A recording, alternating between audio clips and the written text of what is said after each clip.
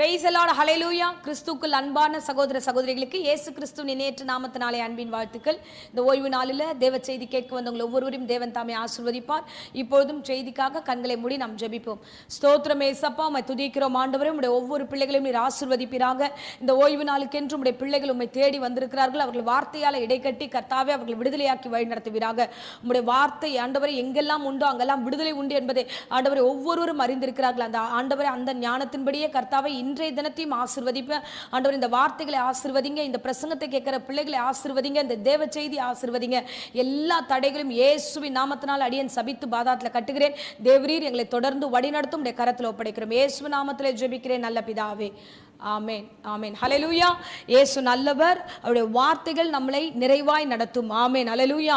ஒவ்வொரு வாரமும் அந்த வார்த்தையானது நம்முடைய வாழ்க்கையில ஒரு பெரிய மாற்றத்தை கொடுக்கிறது.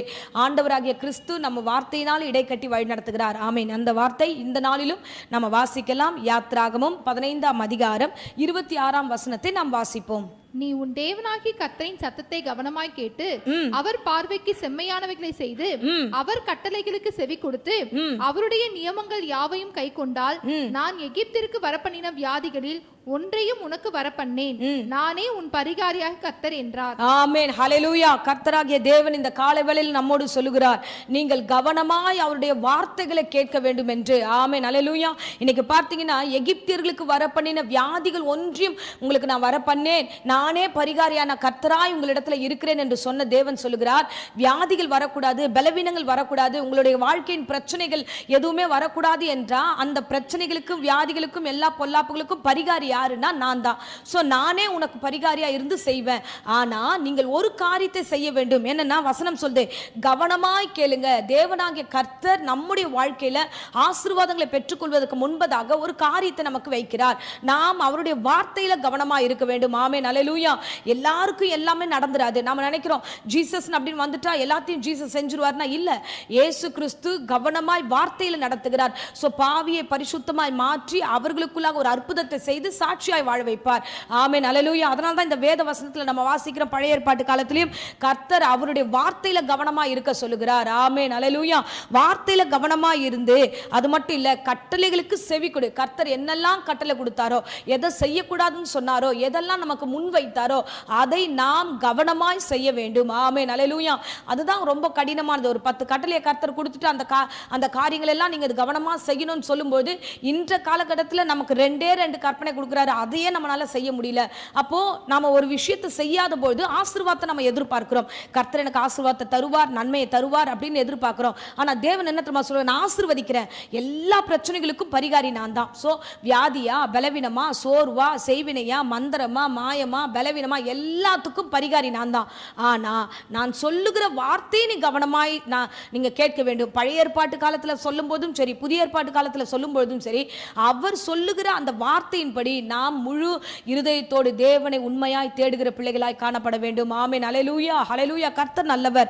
அவருடைய நியமங்களையும் அவருடைய கட்டளைகளையும் நாம் கை கொண்டு நடக்க வேண்டும். நம்முடைய இருதயத்துக்கு நல்லா தெரியும் எதை செய்யணும், எதை செய்யக்கூடாது. இன்னைக்கு ஆசீர்வாதத்துக்கு நேரா நம்முடைய கவனத்தை எவ்வளவு திருப்புறோமோ அதை காட்டிலும் அதிகமாய் கர்த்தர் நமக்கு கொடுக்கப்பட்டிருந்த அந்த கட்டளையும் கற்பனைகளையும் நாம் அதிகமாய் கவனத்தை செலுத்த வேண்டும். ஆமென் ஹல்லேலூயா.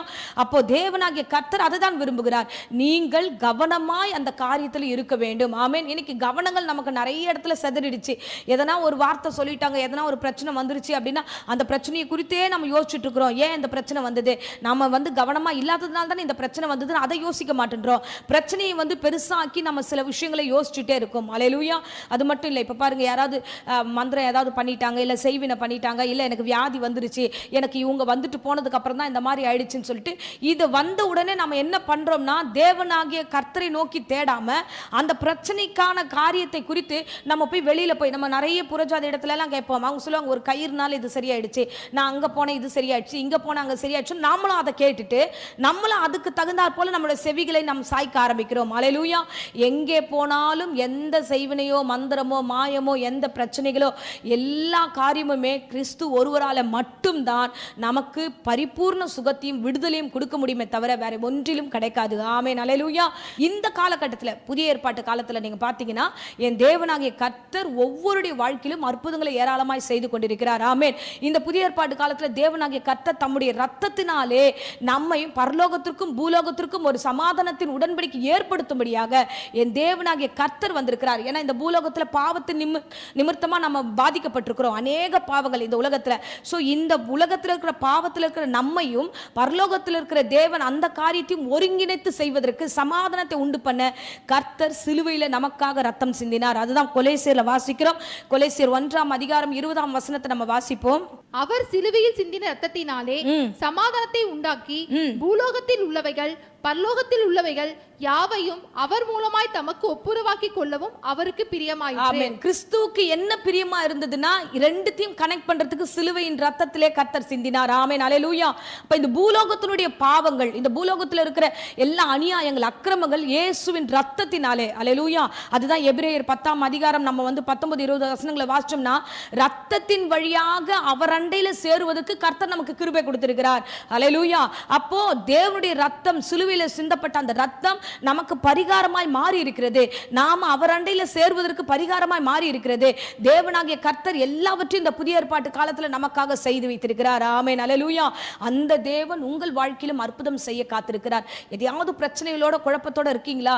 செய்வினை பண்ணிட்டாங்க, மந்திரம் பண்ணிட்டாங்க, எனக்கு இவங்க இது பண்ணிட்டாங்க, என் சொந்தம் என் பந்தம் எனக்கு இப்படி பண்ணிட்டாங்க அப்படின்னா நீங்க எதை குறித்தும் பயப்படாதீங்க. தேவனுடைய கற்பனையும் கை கொண்டு நடப்பீர்கள் என்றால் தேவனாகிய கர்த்தர் உங்களுக்கு பரிகாரம் உள்ள தேவனாய் இருப்பார். ஆமென், அல்லேலூயா.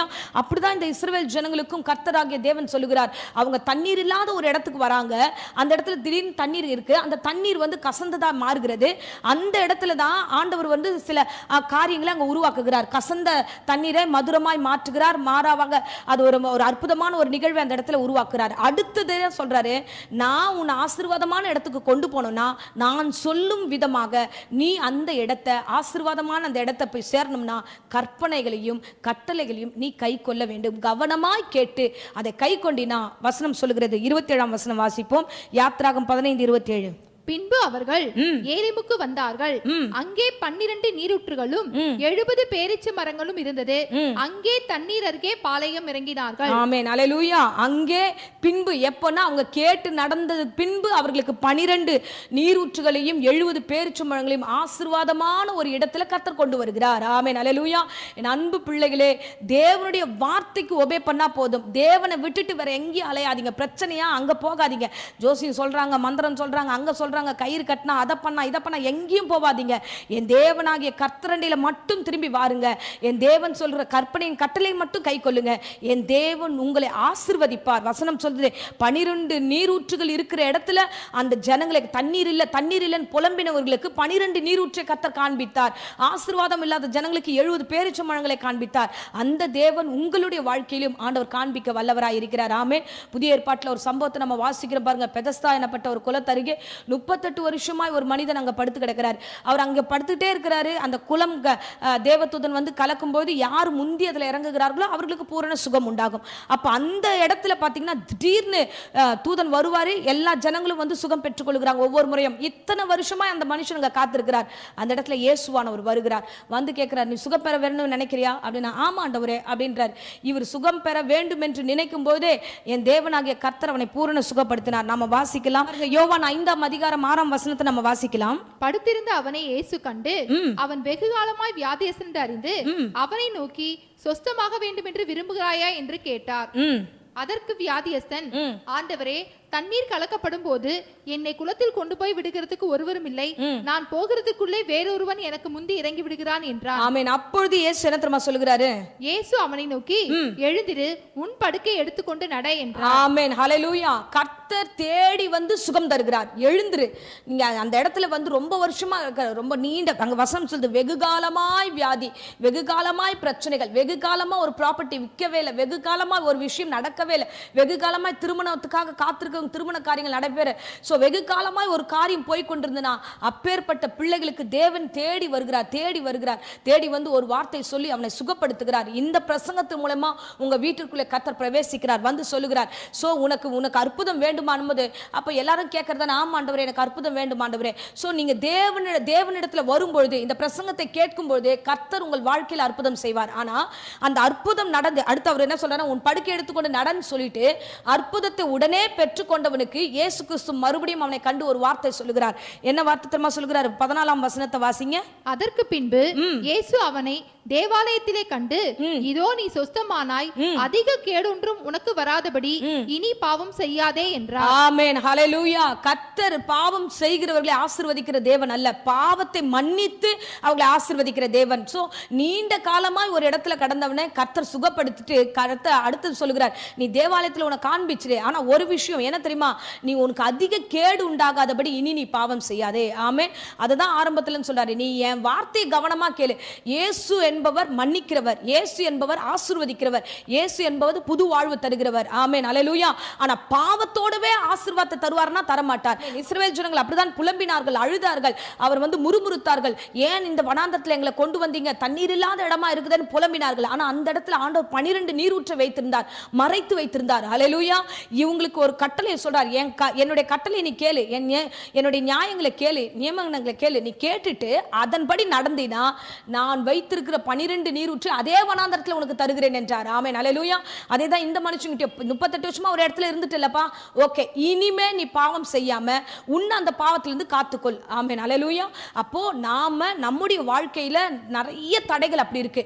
நாம கவனம் எங்க வைக்கணும் அப்படின்னா, பாவம் செய்யாதபடி தேவ வசனத்துக்கு கற்பனைக்கு நாம் கீழ்ப்படிந்து நடக்கிற பிள்ளைகளா இருந்தோம் என்றால் என் தேவனாகிய கர்த்தர் உங்கள் வாழ்க்கையில 12 நீரூற்றுகளை கொடுப்பார், 70 பேரிச்சம்பழங்களின் மரத்தை கொடுப்பார். ஆசீர்வாதத்தின் மத்தியில உங்கள் வாழ்க்கையும் உங்கள் வீட்டையும் கர்த்தர் நடத்துவார். ஆமென், அல்லேலூயா. சோ நாம ஒரே ஒரு விஷயம் தான், இந்த சின்ன காரியம் தான், கவனமா இருங்க. எந்த இடத்துல கவனமா இருக்கணும்னா, உலகம் பறந்து இருக்குது, பாவத்துல பறந்து இருக்குது, எல்லா இடத்துலயும் எல்லா காரியமும் நடந்துராது. எந்தெந்த இடத்துல எங்கெங்க காரியம் நடக்கணுமோ அங்க சரியா நடக்க வேண்டிய இடத்துக்கு தான் நம்ம கால்கள் போக வேண்டும். ஆமென். சோ கர்த்தர் எந்த தேவையில்லாத இடத்துக்கு போகாதன்னா போகாதீங்க, பேசாதீங்கன்னா பேசாதீங்க, ஒரு விஷயத்தை செய்யாதீங்கன்னா செய்யாதீங்க. கவனமா இருங்க. உங்க ஆவிக்குரிய வாழ்க்கை உங்க கையில இருக்கிறது. நீங்கள் கவனமாய் நடந்தீங்கன்னா உங்க வீட்டை தேடி 12 நீரூற்றுகள் வரும், 70 ஆசீர்வாதமுள்ள மரங்கள், ஆசீர்வாதத்தின் நீரூற்றை நீங்கள் நிச்சயமாய் காண்பீர்கள். என் தேவன் நடத்துவார். ஆமென். சோ இன்றைய தினத்துல கவனம் அவசியம். கற்பனையும் கட்டளையும் பத்திரமாய் வைத்துக் கொள்ளுங்க. என் தேவன் உங்களை வழி நடத்துவார். இப்பொழுதும் அடியேன் உங்களுக்காக ஜெபிக்கிறேன். இருந்த இடங்களை கண்களை மூடி நாம் ஜெபிப்போம். ஸ்தோத்திரம் ஏசப்பா, இன்றைய தினத்துல நீர் பேசின வேத வசனத்துக்காய் ஸ்தோத்திரம் ஆண்டவரே. அப்பா, இந்த உலகத்துல ஏராளமான பாவங்கள் ஆண்டவரே, அப்பா சாபங்கள், செய்வினைகள் ஆண்டவரே, மந்திரங்கள் என்று பலவிதமான காரியங்கள் உண்டு. ஆனா எல்லாவற்றுக்கும் பரிகாரி நீர் ஒருவர் தான் ஆண்டவரே. நீர் சொன்னீரே, நானே உன் பரிகாரியாக கர்த்தர் என்று சொன்னீரே ஆண்டவரே. ஒருவேளை என் பிள்ளைகள் எங்கேயாவது அலைந்து கொண்டிருந்தா, எங்கேயாவது மாற்றத்தோடு ஆண்டவரே இந்த இடத்துல இது நடக்கும், அந்த இடத்துல இது நடக்கும் என்று ஆண்டவரே தேவையில்லாத பரிகாரங்களை செய்து கொண்டு ஆண்டவரே தேவையில்லாத குழப்பத்தின் மத்தியில பணத்தை விரயம் பண்ணிட்டு சுற்றி கொண்டிருந்தா, இந்த வேளையில அவங்களை ஆண்டவரே மதிமயக்க செய்த பிசாசை இயேசுவின் நாமத்தினால் சபித்து கட்டுகிறேன். உம்முடைய பிள்ளைகளுக்கு நீர் இருக்கிறீர் ஆண்டவரே, நானே பரிகாரி என்று சொன்னீரே ராஜா. ஆண்டவரே உமக்கு ஸ்தோத்திரம். ஒவ்வொருவரையும் ஆசீர்வதிப்பீராக. இன்னைக்கு கேட்ட பிரசங்கத்தின்படி கர்த்தாவே ஆண்டவரே உமக்கு ஸ்தோத்திரம். ஆண்டவரே கவனமாய் உம்முடைய வார்த்தைகளை கேட்டு ஆண்டவரே ஆசீர்வாதத்தின் மகிமை பெற்றுக்கொள்ள கிருபை தருவீராக. இந்த பிரசங்கத்தின் மூலமா கர்த்தாவே அடியேன் ஜெபிக்கிற ராஜா, யாரெல்லாம் இந்த வேளையில வியாதியோடு போராடி கொண்டிருக்கிறார்களோ, யாரெல்லாம் செய்வினை மந்திரம் என்று சொல்லி ஆண்டவரே பயத்தின் மத்தியில பிசாசின் பிடியில மாட்டிருக்கிறார்களோ, எல்லா பொல்லாத பிசாசுகளையும் எல்லா வான மண்டலத்துல பொல்லாத ஆவிகளின் செய்கைகளையும் ஆண்டவரே இயேசுவின் நாமத்தினால் அடியேன் சபித்து கட்டுகிறேன் கர்த்தாவே. அப்பா, இப்பொழுதே இந்த பிரசங்கம் கேட்கப்படுகிற எல்லா இடங்களிலும் ஆண்டவரே விடுதலையை கர்த்தர் கட்டளையிடுவீராக. ஆண்டவரே அப்பா, 2 பேர் 3 பேர் கூடும்போது ஆவியானவர் நீ செயல்படுவீரே. அடியேன் ஜெபித்துக் கொண்டிருக்கிறேன் ஆண்டவரே. இந்த பிரசங்கத்தை கேட்டுக்கொண்டிருக்கிறார்கள், 3வது ஆளா நீர் அசைவாடி கிரிகளை உருவாக்கும்படியாய் ஜெபிக்கிறோம் ஆண்டவரே. பரிகாரியாகிய உம்மை விட்டு வேற எங்கேயும் மனுஷரிடத்துல போய் பணத்தை ஏமாறாதபடி, எந்த இடத்திலும் தன் வாழ்க்கை ஏமாறாதபடி பரிகாரியாக கர்த்தாவே உம்மை தேடி வர கர்த்தர் கிருபை தருவீராக. ஆசீர்வதிங்க. இனி பாவம் செய்யாதபடி பாதுகாத்துக் கொள்ளுங்க. கர்த்தருடைய தெய்வீக கரமும் சுகமும் பலமும் ஆரோக்கியம் உண்டாகட்டும். வியாதி விக்கனங்களிலிருந்து விடுதலையாக்குங்க, எல்லா பயத்துக்கும் விடுதலையாக்குங்க.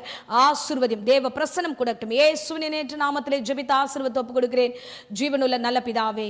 ஆமென். ஆமென். Praise the Lord. God bless you.